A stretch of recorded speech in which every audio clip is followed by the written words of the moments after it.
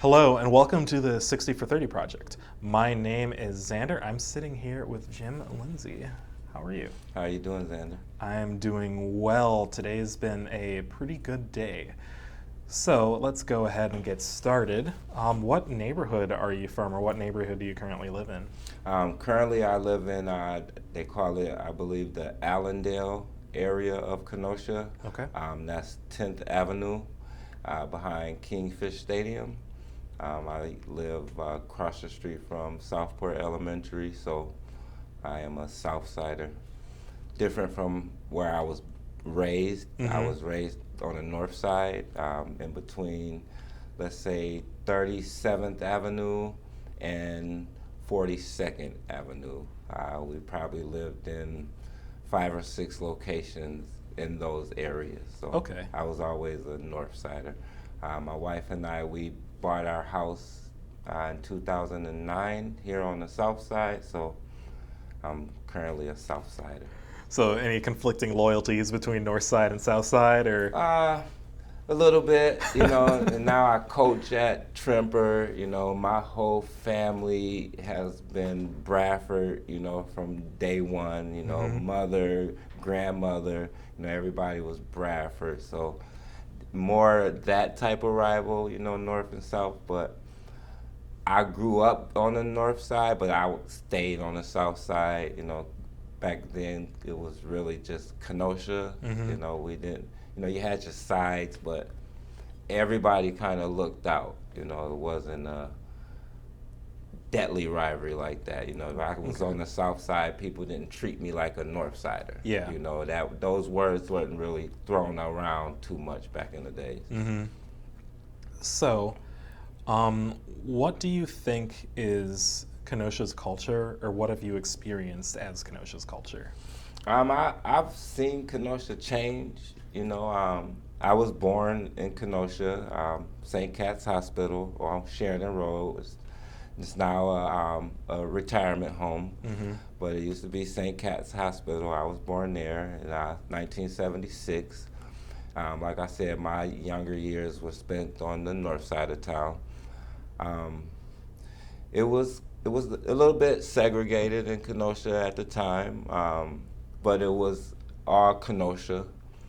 I watched probably in the mid-'80s a lot of the Illinois people migrate to Kenosha. Yeah. And I think that's when it changed that I saw, as far as the gangs and the different cultures moving into different areas. It became more divided. It really became more, if you're from the north side, you part of the north side. If you're from the south side, you're part of the south side. Everything was different after maybe like 85 in my eyes from what I saw, and being part of the north and the south side. Once a lot of the welfare was different here in Kenosha. So they were giving out more money, and back in the early 80s, it was cash, the food stamps. So a lot of people were migrating from Illinois to Kenosha for that extra money and for the cheaper rent. And, it just flooded with, a lot of people from different places. And they brought their culture experiences to Kenosha. And, the gangs took off big time. So our culture had to kind of mix in with theirs. And it wasn't a good mix, I didn't think. It got kind of violent in Kenosha. It was not as safe as it was, no matter what side of town you were. And I think that even like the African culture, we were more feared because it was so much going on, to where I could ride my bike to the Pleasant Prairie area before and not really be bothered or get bad looks or the scary looks, where once the gangs started coming into the city big time, more of the parents they feared the younger black generation. If I was in areas where I'm usually riding, I would see the dirty looks, or what is he doing over here, or You know, some of the kids I was friends with normally, you know, their parents was kind of like, no, you know, we don't want you hanging with him, or we don't want you hanging over there anymore. So it definitely took a turn for me, like in the mid 80s, you know, between like 83 and 86. Yeah. So even before that, there was like a bit of segregation, but it was like one, you know, it was still like one Kenosha is fairly safe, and then mid 80s hits, and then suddenly it wasn't really that, it wasn't like that after more people moved in, a lot of different cultures moved in, and then, you know, people started fearing for things. Is that right? Yeah, because I think when the people started migrating here from the other cities and other states, more of the gangs, like I said, more of the drugs hit more of the like urban areas, you know, like where I was living on the north side, you know, Southside by like the Lincoln Heights area, you know, those were where a lot of those people migrated to. You know, the rent was a little bit cheaper in there.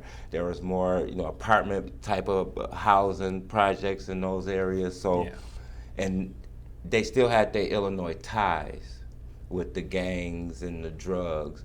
So then, you know, they brought the drugs, you know, like I could just kind of vividly remember summers of how this summer was a fun summer with everybody on the block loving each other, and how that the drugs turned even blocks within neighborhoods into feuding, and different sets coming from, you know, Chicago to Kenosha, and they bringing their families to these areas where now I'm living on 37th Avenue, and I was best friends with people on 36th Avenue, where now a whole group of people then moved into maybe 3 or 4 buildings, and they changed the whole attitude of that whole block. So now we're feuding with people that we grew up with, kind of in a sense, just over like a 2-year period. And that trickled into the city, of course. So now if you from this area where pre-85, before all of the drugs, yeah, you know, he may be African American from this area, but, you know, the alert antennas didn't pop as much as when all the drugs and everything came, because I guess you can't really look at one and say, is he a gangbanger, or is he just a basketball player, or is he just a little kid that's an innocent kid, you know, so I don't even think some, you know, families even wanted to distinguish that. So we all kind of got lumped together, you know, and it was different. Now, I left Kenosha in '88. Fortunately, for me, you know, because I got caught into all of that madness, you know, with kids moving in, hanging with groups I maybe wasn't hanging with before, you know, and, you know, my mom was in the factory industry here, you know, which a lot of Kenoshans at that time were in the factory with Chrysler. Yeah. Then they closed Chrysler down, and that was also a major hit for the city of Kenosha, you know, and families were separated. You know, I was separated from my family, you know, just my mom and I, we moved to Indiana. So, like, and that was happening with a lot of families in Kenosha. So I came back in 2000, and I honestly, this was just a new city, you know, people I've never seen, you know, the last names of families that were prevalent when I was growing up, like those last names aren't prevalent anymore. So it's changed majorly from the 80s, 90s, you know, 2000, 2010, you know, and I mean, I think now it's in a good direction. I mean, it's expanding all the way out to the highway, you know, everybody, but I still, when I was growing up, like, everybody was Kenosha. I think nowadays, like Pleasant Prairie, they don't want to be labeled Kenosha. And the closer they are to Pleasant Prairie, like they even trying to use Pleasant Prairie as an address instead of Kenosha. And it's different from me seeing that, you know, like I'm like, man, is it that serious? But I'm noticing a lot of people don't want to associate with Kenosha. And I really don't know why, but I'm noticing that more, you know. Yeah, it does make me wonder what contributes to that, because I live in Pleasant Prairie. I usually just tell people I'm from Kenosha. It's right, so it's right there. Most people at least know of Kenosha, so that's really interesting. And even I was installing appliances, and if I called a customer, like I had her address, and if my paperwork said Kenosha, and then I say, hey, I will be at whatever the address, Kenosha, Wisconsin, I would get corrected, like, no, that's not Kenosha, we're in Pleasant Prairie, And that's when I really noticed the difference, I'm like, wow, like, you're across the street from Kenosha, but you get upset if even somebody say you live in Kenosha.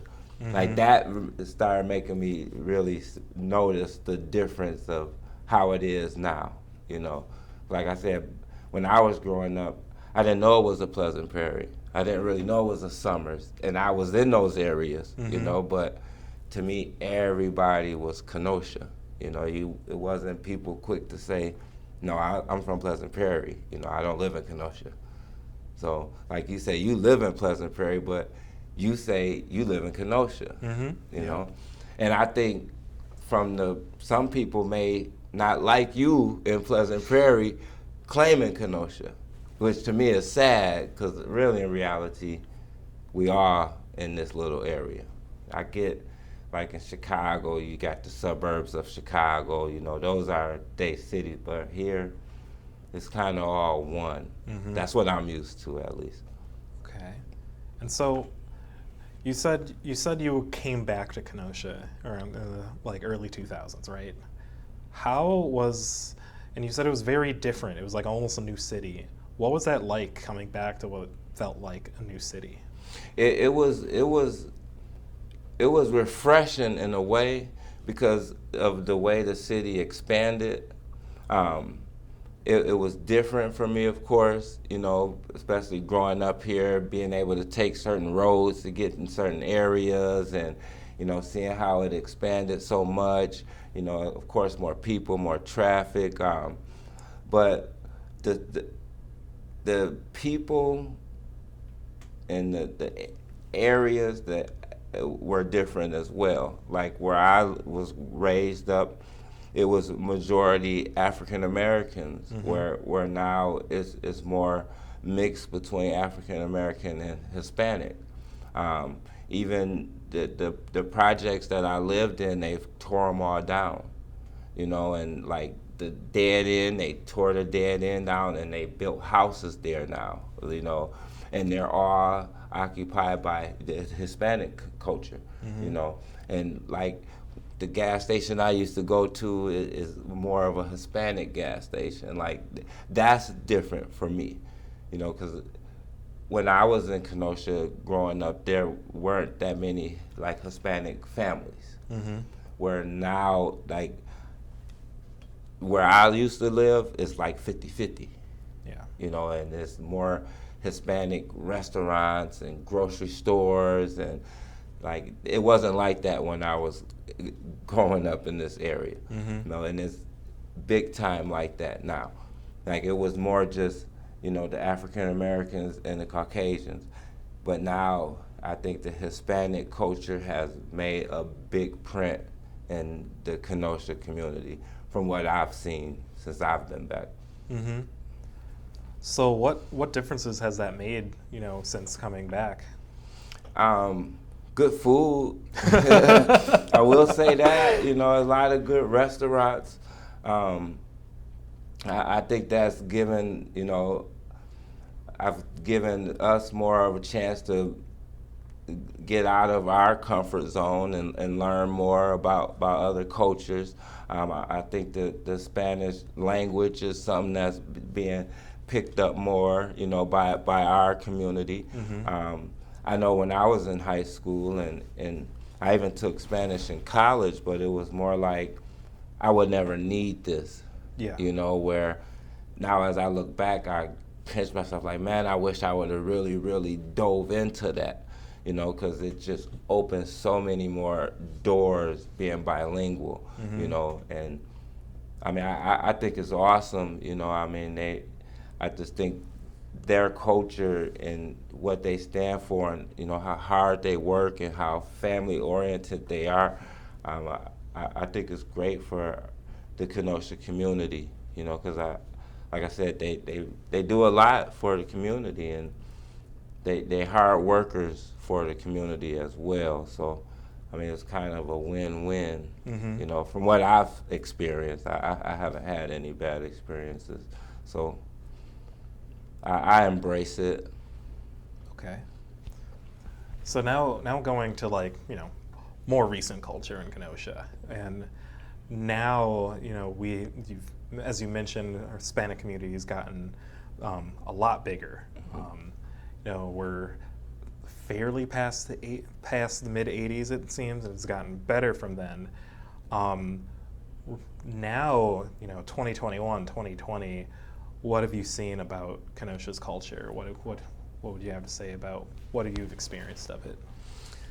Honestly, I think that the youth, you know, I think that they are the ones that's kind of the spear fronter, you know, running our cultures right now and our communities of Kenosha. I think that it's been a lot that happened in these past few years that it's got everybody kind of at ease a little bit, you know, from, you know, the Jacob Blake situation to then right after that you got the COVID situation, you know, so we never really had a chance to come together, you know, after all that stuff happened in our city, then we were shut down where we really couldn't be out together, you know, and loving each other because everybody was shut down, you know, so, and then everybody being shut down and, you know, people losing jobs, and I think that just created a lot of tension, a lot of frustration, a lot of anger. So right now, I pray for our community. You know, I think that we are coming together. You know, and now that it's getting back open, you know, I see like Juneteenth was a success. You know, I know now, you know, a couple of these festivals are happening. I think St. Therese may have had their festival last weekend where they were allowing people to actually come. So I know the Mount Carmel Festival, they won't be able to have people there. Everything is in a drive-through capacity. But like those are the things that I witnessed growing up that kept all of the community together. You know, when Holy Rosary had a festival, you know, you would see everybody there. It wasn't just the Italian community of Kenosha. Everybody came for the music, for the food, for the culture of it, you know. So I think once Kenosha gets back to that, I see more people embracing Kenosha, you know, than when I first came back. You know, when I first came back in, you know, 2000, you know, it was like, people would rather say they were from Milwaukee than Kenosha, you know, but I think lately, and, you know, it could be from some of the bad things that's happened in the past, but that's kind of that Kenosha strong feeling. Like, I haven't felt that as much as I have this year, you know, since all of that mess went down. So I think with it opening, the city opening back up and people being able to be back out and enjoy each other's company, I think next year things will start really, really looking better for us as a city, you know, together-wise. I don't see as much of a divide as how it was when, you know, I was growing up, you know what I mean? And once, you know, all the outsiders came in and kind of created a divide, because for a minute it was bad. And it was if you from this area, stay in this area. You know, if you from this side, stay on this side. You know, then the gangs came in, so of course the gangs were either on this side or this side. And with that life, you know, there's really no middle. You know, you're not gonna be respected, so you kind of had to choose. I think right now everybody is more trying to band together, you know, and with all the looting and stuff that went on, then you find out, you know, it wasn't even majority of our community people doing all of this bad stuff. You know, I think that made us stick together more, you know, and I mean, we have a beautiful community, and I mean, you can't get around it right now because they fixing everything, but I mean, that's a good thing. Because there's roads that, you know, I drove down, you know, 30 years ago and was like, man, when are they going to fix this? But, you know, they building stuff and they adding businesses, which is, you know, bringing jobs for the community. So, I mean, I'm excited for, you know, what Kenosha is going to look like. You know, I want to see what 75th is going to look like when it's all done. Because, you know, I remember 75th 30 years ago, you know, so like that stuff's exciting to see, you know, for me at least. Seeing like how they built all them baseball diamonds on the north side where the transit place is, like, you know, that's the stuff we wanted to see as kids, you know, so I'm excited and I'm proud of the city and, you know, the Dream Park, like those are things that we didn't have when I was a kid, you know. We didn't have a lot of parks, you know, where we can go and just play, you know. So, I mean, I'm excited for the city. It's awesome. You know, looking, is there anything else that you'd like to either tell other Kenoshans, tell Kenosha leadership, or just anything we've missed that you'd like to say? Not really. I mean, I just think that, I mean, I'm from Kenosha, of course. I went to college in Wyoming, so I lived in Casper, Wyoming for a few years. I ended up finishing my bachelor's in Indianapolis, so I mean, I'm kind of traveled. I've been a few places, and regardless where you are, you only gonna get what you put into it, regardless. You know, so if you living in Kenosha, and if you're not embracing living in Kenosha, then you're not going to put an effort to make Kenosha great, you know. So if we are being positive and loving our, you know, community and our city, then you're going to get that type of love back. You know, I think there's a lot of real strong, diehard Kenoshans here, you know, from that I've known all my life, you know, and they love their city, you know, and if you don't have that love for your city, then you're not going to put forth the effort to make it a great city, you know. So, I mean, I think we have strong leaders here. I think, you know, they putting on, you know, shows and they doing things within communities nowadays that has never been done in Kenosha, you know, and I mean, I think that's awesome, you know. So, I mean, just participate. That's what I would say. You know, that's one thing that I had to start doing, and that's why I love Brandon Morris, because he participates. You know, he don't just talk about it. You know, he's out there being about, you know, the stuff he talks about. So that's one thing I'm gonna try to do more myself of, is participating to help the community, you know, because if we not participating, then we not going to ever help. We're not going to ever be part of the solution. Well, thank you for participating with this project. No problem. Thank you so much for being here. No problem.